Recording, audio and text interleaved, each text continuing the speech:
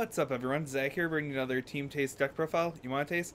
Today I'm bringing you the Psychic Malamar deck that I top 8'd a League Cup with recently. I've been getting a lot of questions about it and, like how to play it and how to go about some matchups, so figured I'd just make a video and go right through it. And, yep, we'll start off, as always, with the Pokemon. So our Pokemon line, we got a 4-4 Malamar, which is really important in this deck. You really want to get 3 Malamar set up pretty, as quick as you can. Most of your attackers need 3 Psychic Energy, so you need to be able to recharge them pretty good. So I opt for a 4-4 in this list over the 4-3 that I play in Ultra, because in Ultra you really only want to set 2 up, so in this the goal is to set 3 up, so you really kind of need to, you can't take the risk of prizing 1. But that's our Malamar line. And then we got 3 baby Hoopas. So the Hoopa from Steam Siege, it's such a good card. It was always one of those cards that's like, oh, 3 Psychic Energies, it's never going to be viable. And then a card like Malamar comes out and you're like, oh, okay, it's a pretty good card when you're looking through some old Psychic type attackers. So its first attack, Hyperspace Punch, it puts 20 on 2 of your opponent's Pokemon.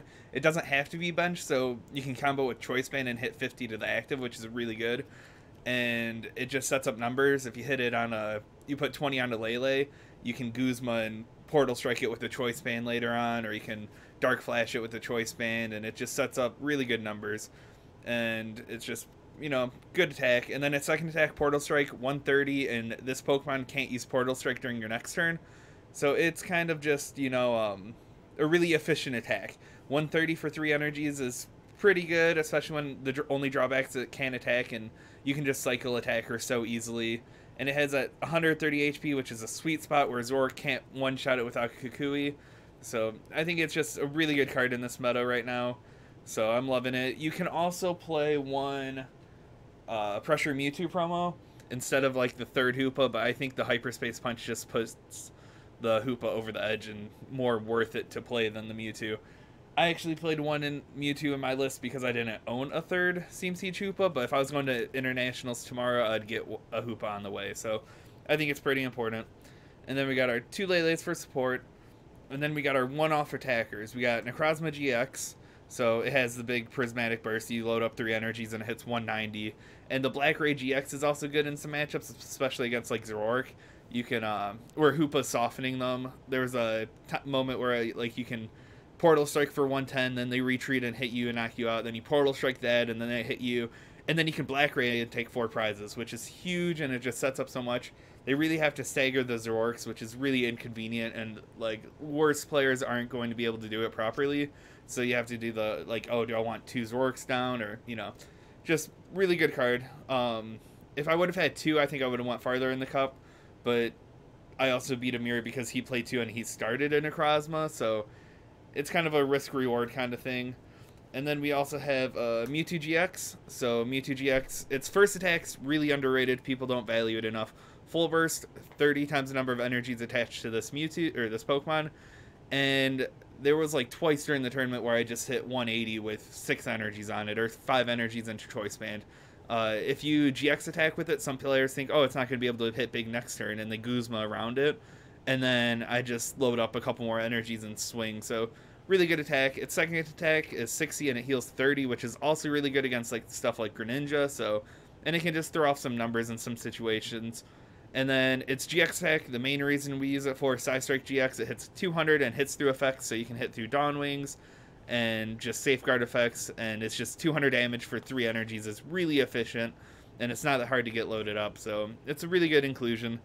And then we have 1 Dawn Wings GX, or Dawn Wings Necrozma, just for the invasion and the Dark Flash. And Moon's Eclipse is also a good GX attack to use. You have 3 great GX attacks, and even, I'll just introduce this one, Clefairy, Metronome, you can copy your opponent's GX attacks, so you got 4 good options for GX attacks depending on the matchup, which is why I like the deck. It's so flexible, you can just really maneuver around different matchups.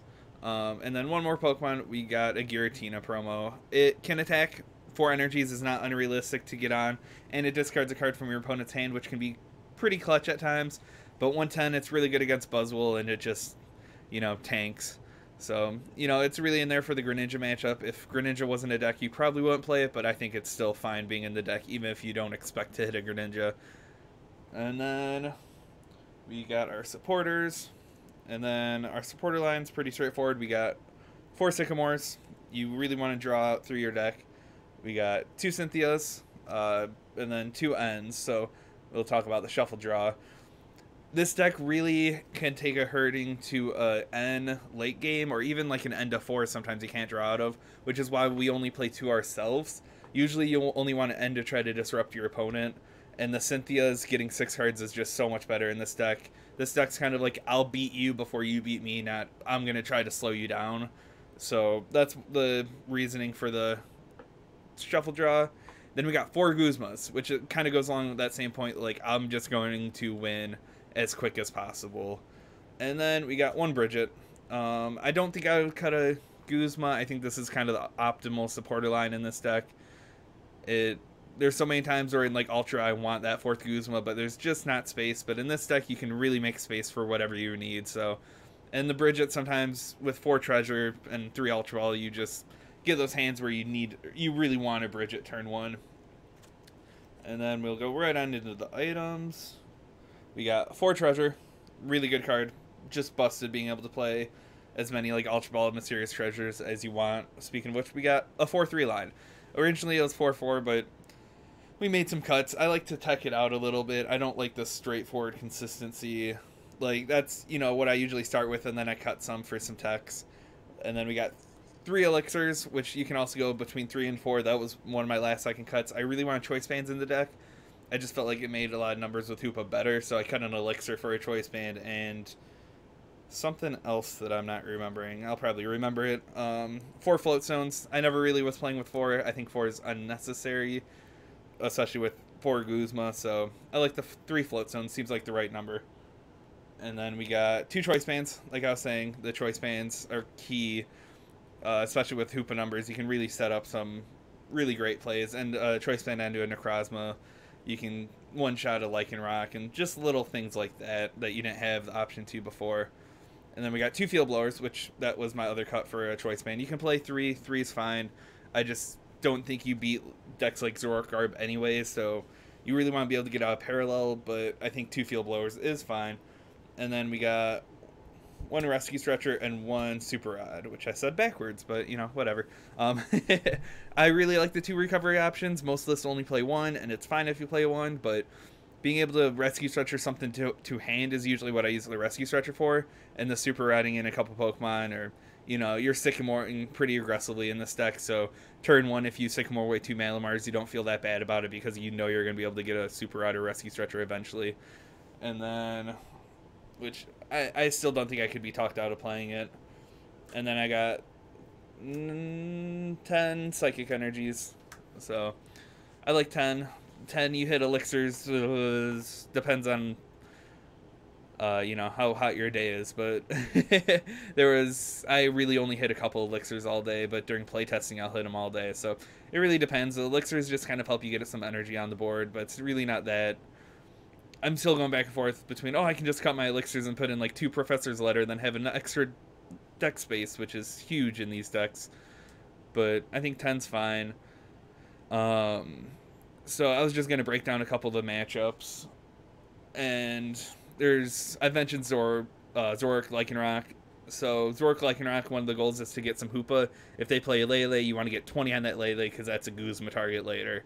They bring up a Zoroark, you want to hit them with Portal Strike, soften them up, hit them for 110. And you can constantly get damage when they're not taking the fair trade. And then another cute play, if they bring up a fresh Zoroark, you can get Clefairy. You can Metronome their Trickster GX to copy their Dangerous Rogue on their field if they have Lycanroc down, which if they're smart, they're not going to Lycanroc up a Malamar because they know Clefairy's coming. It's one of those weird things that you can really catch a player off guard if he's not experienced in the matchup. Some other things, taking a Psystrike is really good in the matchup sometimes too.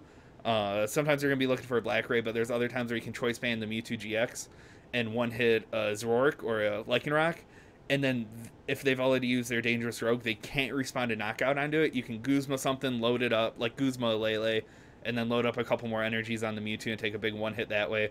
So really, I don't think it's an unfavorable matchup. I think it's a pretty 50-50 matchup. Parallel City can sometimes just win them games, which you can play your own Parallel City and try to get down first if you want, but it's still not that great of an option, especially with them playing a high count of field blowers. So I think it's a good matchup. You just try to trade favorably with Hoopa. You never bench Dawn Wings. You only bench Necrozma and Mewtwo if you're about to take a one hit or a knockout onto a 2-prize attacker that turn, and they don't have a good response to it. So I think it's just you gotta play it safely and with the prize trade in mind. And then we got Ultra Necrozma, you really want to focus on the baby Hoopas again. That's, the main strategy of the deck. But it's all about the Moon's Eclipse. Depends on when they play it or if you play it. And then they're going to try to respond with Mewtwo, and it's all a cat and mouse. You almost never want Necrozma to go down unless you're going to hit like the last 2 prizes or going down to 1 prize when they can't win that turn or something along those lines. But Dark Flash and the Mirror can just hit it hard. And then the other one, this match has a super favorable matchup against Buzzwole Lycanroc, unless they're playing the double Lycanroc, in which case it's tricky, but still favorable. They're going to be attacking with the baby Buzzwoles, and you're going to be just trading with Hoopa. You get 2 Hoopas down, you can retreat into them. It's super great, and you can even hit into them against Lycanroc as long as your GXs don't hit the field. And sometimes when they bring up the Lycanroc, then you can drop a Necrozma, drop 3 energies onto it, and blow them up just like that. And with the Hyperspace Punch setting the 20 up, it's really big, and the Choice Band just helps it out tremendously. And then the Mirror is really weird, especially when they're 1 prize focus. It's basically whoever can take the 2 prizes on the GXs first, or if you want to set up a Lele, or it's really just a weird matchup. You really have to play through your Moon's Eclipse, and like if they take a knockout, you gotta like end them in Moon's Eclipse and hope they don't hit Mewtwo. But it's really weird. Any other question? Oh, Lapras was the other one I wanted to talk about. Lapras, I think without the choice bands, it's Lapras favored, but with them, it's huge because you can metronome their, what's it called? Their attack that hits for 160. It one hits them with the choice band, so that's where those numbers are. But you can still be trading favorably with Hoopa, but they're going to be Lele hunting also. And you just have a little more options than they do. They're pretty straightforward, so overall, I think this is a really great deck going into NAIC. I don't think I'm going to be playing it. I think I like Ultra and the tools Ultra has a little more. The Beast Energy and Beast Rings kind of just make the matchup against Rourke feel better. I'm not sure if it is better, but it makes it feel better to me, so I don't know. It's a good, solid deck, and I wouldn't fault anyone for playing it at all. But that'll be it from me today. So thanks everyone for watching. Remember, subscribe helps us out a lot. Trying to hit that 2,000 mark would be huge. Thank you all. I love you all. And I'll talk to you guys later.